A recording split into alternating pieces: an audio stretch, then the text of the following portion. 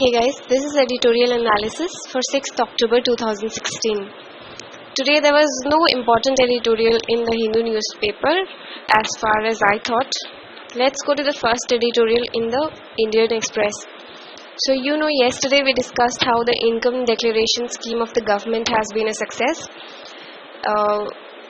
This editorial from the Indian Express, it comments on how it has not been that much of a success as much as it is being made out of. So it says that 64,250 people have declared their black money, and so it brings out about 62,250 crore rupees of black money that will earn about 30,000 crore rupees revenue for central government at 45% rate of taxation.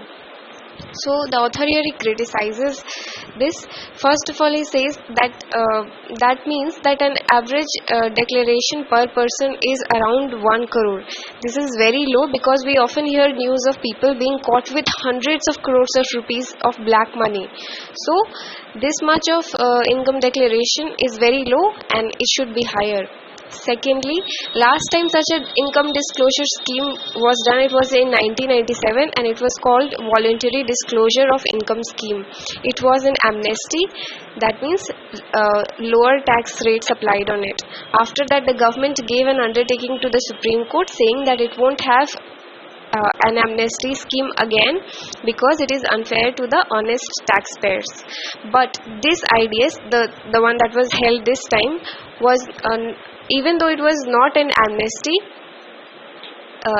even though it was not called an amnesty scheme, but it was indeed, because the tax charged was less than what would have been charged for tax evasion before this scheme.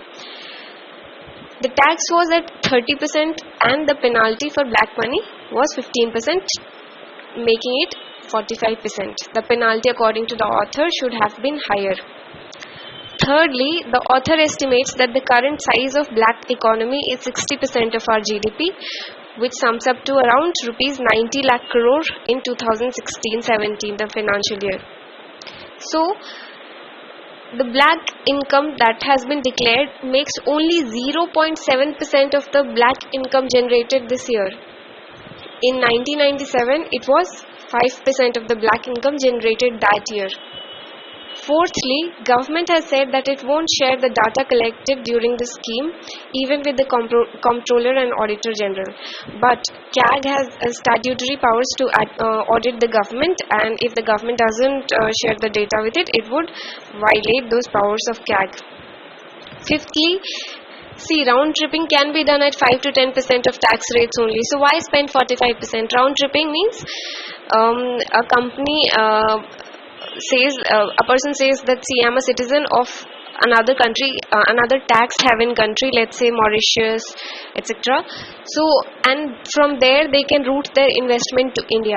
So in that case, they will be taxed only at the rate of 5 to 10%, which is very much less than 45%. So why would somebody spend 45% if they can do it with much lower rates? Sixthly, the government does not want to pressurize businessmen because of their scheme of ease of doing business. So that's it on the income declaration scheme. Yesterday we did celebrated its success. Today there is a criticism of it in Indian Express. Let's go to the second editorial. This is also from the Indian Express. It says that the Supreme Court has sought answers from the government on mobile towers, asking the Department of Telecom if it has set any standards to deal with the radiation and the kind of harmful effects they cause. The adverse effects of mobile towers includes headaches, sleep disturbances, dizziness, other neurophysical diseases, and other life-threatening brain tumors. Decline of honeybees, sparrows, their population.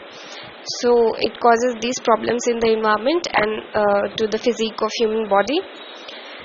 So the Ministry of Environment and Forest in 2011, they suggested that electromagnetic radiation by mobile towers be treated as a pollutant.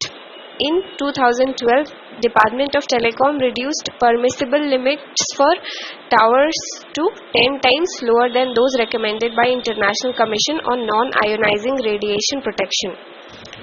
However, government has overlooked the MOEF's proposal to consider it a pollutant because there are no guidelines to not bar installations of mobile towers near hospitals, old age homes, schools, etc., even though it is an international practice to do so.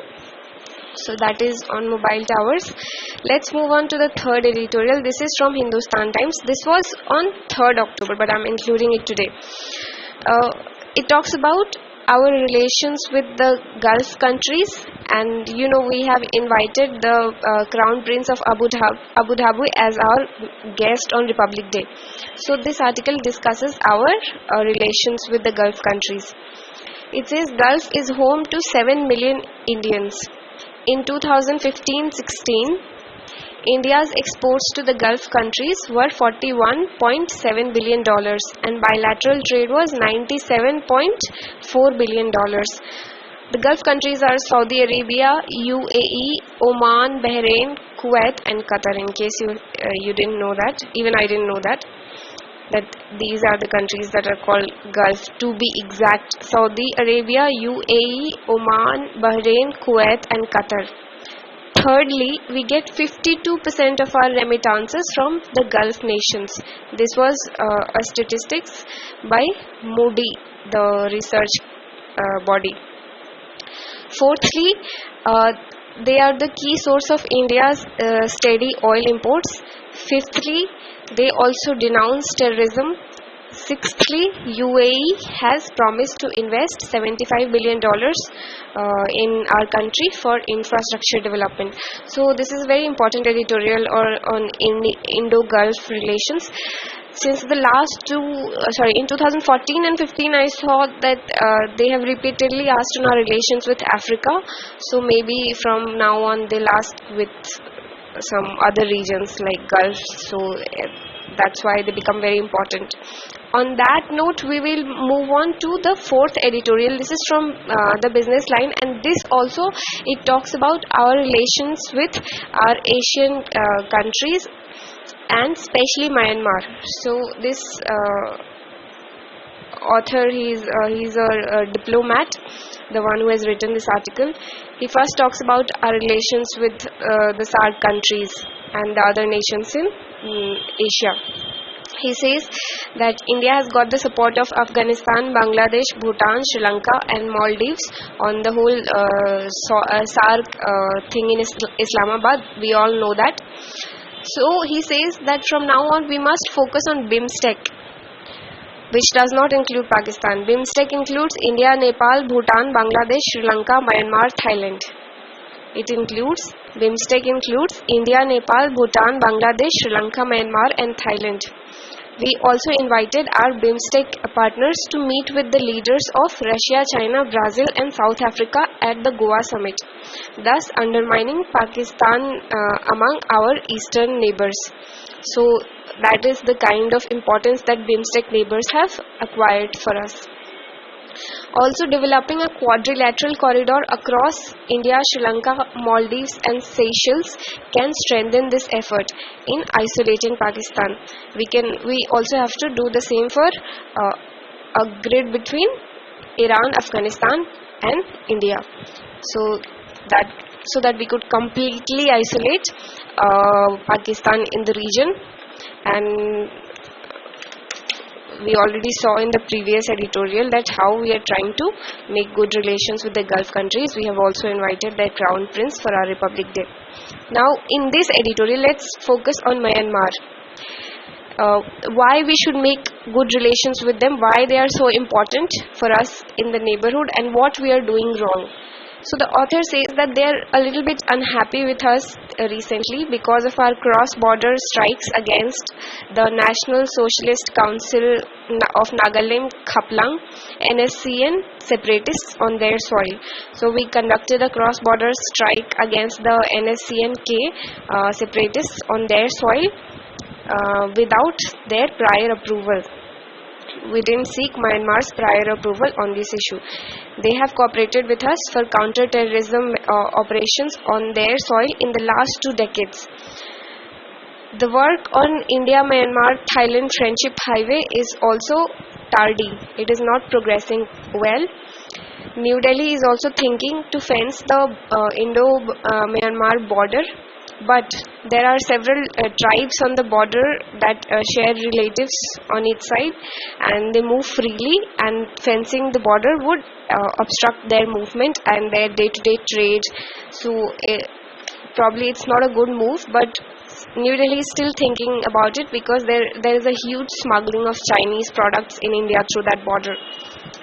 Also, we have become a laughing stock in Myanmar due to our inability to finish the port of Sittwe and a 1800 megawatt hydel power project across the river Chinduin in Myanmar.